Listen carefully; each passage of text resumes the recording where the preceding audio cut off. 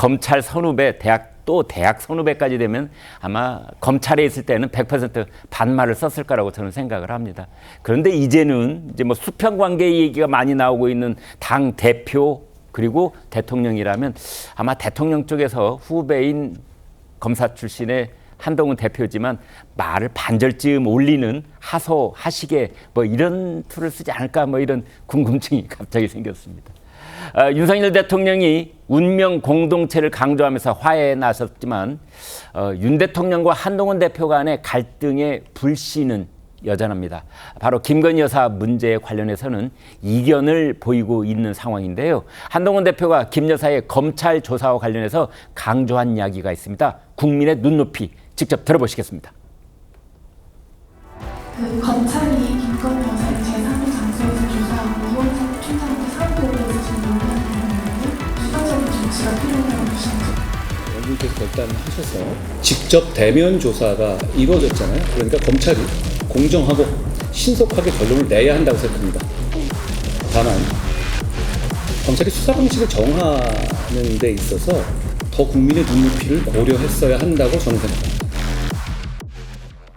네, 강성필 위원장께요. 네.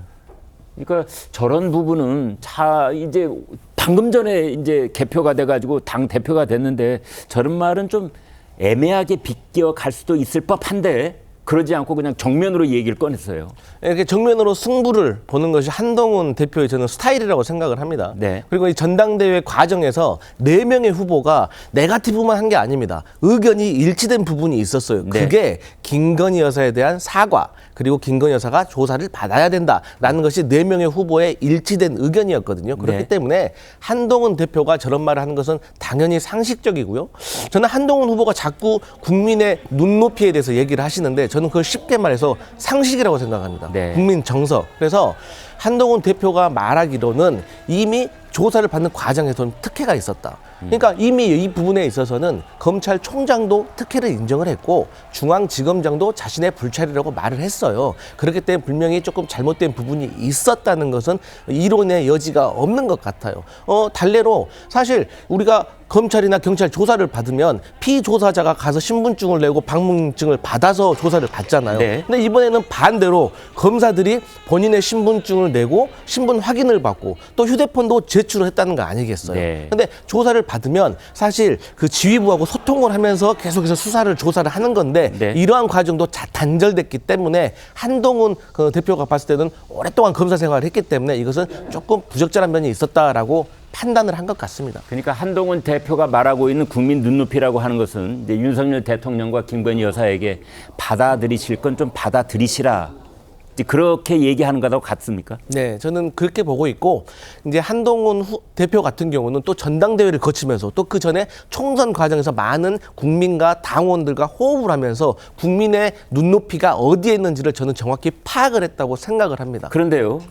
이제 한동훈 비대위원장 시절에도 비슷한 얘기를 했는데 비대위원장으로서 하는 말과 압도적인 그 득표율로 당선된 당 대표로서 하는 말은 다를 수밖에 없지 않겠습니까? 어떻게 봐야 됩니까? 그러니까 정치인은 스스로 쟁취해서 자산을 쌓아가는 사람과 다른 사람이 만들어진 자리에 가서 그 행사를 행사하는 거하고 다른 위치인 거잖아요. 네. 마찬가지로 비대위원장일 때는 그야말로 한동훈 비대위원장, 윤석열 대통령의 도움으로 간 자리인 거지 네. 본인이 쟁취한 자리가 아닙니다. 네. 하지만 이번에 당대표는 그야말로 국민과 당원에게 선택을 받았기 때문에 정당성이 부여된 것이죠.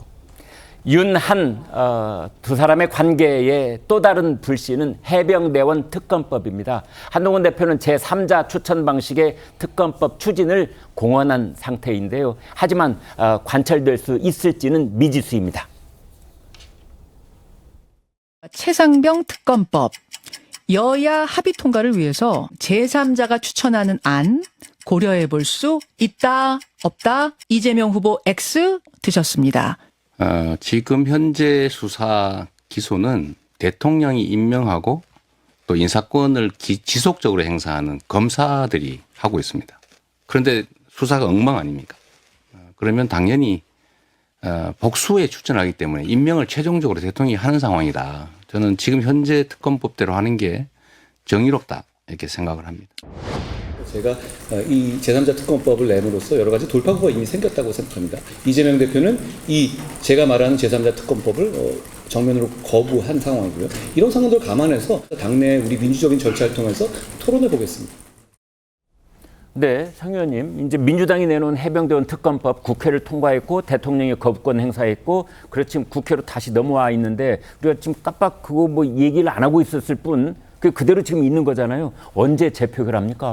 그러니까 이게 솔직히 지금 민주당의 의지에 따라 가지고 언제든지 좀 할 수가 있는 상황인데 네. 지금 이제 문제가 되는 게 국민의힘 같은 경우는 8표만 이탈이 되더라도 이게 충분히 지금 통과가 될 수 있는 그런 상황이거든요. 네. 그러다 보니까 지금 이제 한동훈 신임 체제가 만들어지고 난 뒤에 아까 이제 숙제가 있다라고 말씀을 드렸는데 김건희 여사와 관련된 문제뿐만 아니라 최상면 특검 이 문제 또한 마찬가지로 일종의 좀 킬러 문항 같이 굉장히 좀 중요한 지금 문항입니다. 네. 어떻게 이걸 풀어나갈까가 굉장히 좀 중요한 포인트고 일단 제일 중요한 거는 한동훈 지금 대표가 국민의힘 내부적인 어떤 이탈표를 막아야 되는 게 이제 중요한 건데 네. 지금 이제 한동훈 체제가 만들어지고 난 뒤에 벌써부터 친윤계 내부적으로 나오는 얘기가 한동훈 혼자서 이제 뭐 북치고 장구치고서는 안 된다 뭐 이런 얘기까지도 지금 나온다라는 거 아니에요?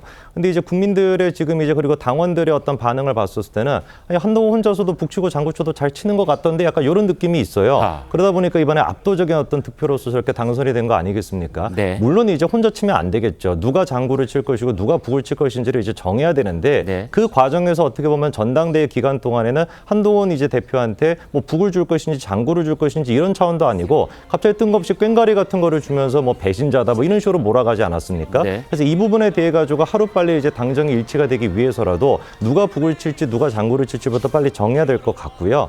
지금 이제 시점에서 우리 최상병 특검 문제 같은 경우는 좀 우리가 주목을 해봐야 되는 게 한동훈 이제 대표는 후보 시절일 때 이미 제3자 안에 대해서 얘기를 했습니다. 근데 그거에 대한 국민적인 반응을 생각해 봤었을 때 여론이 떨어졌냐라고 한다면 그렇지가 않거든요. 그래서 그런 어떤 여론이 오히려 상승했다라는 걸 생각을 해봤을 때 이 부분에서 어떤 식으로 북과 장구를 칠지를 좀 생각을 해봐야 될 거라고 봅니다. 네.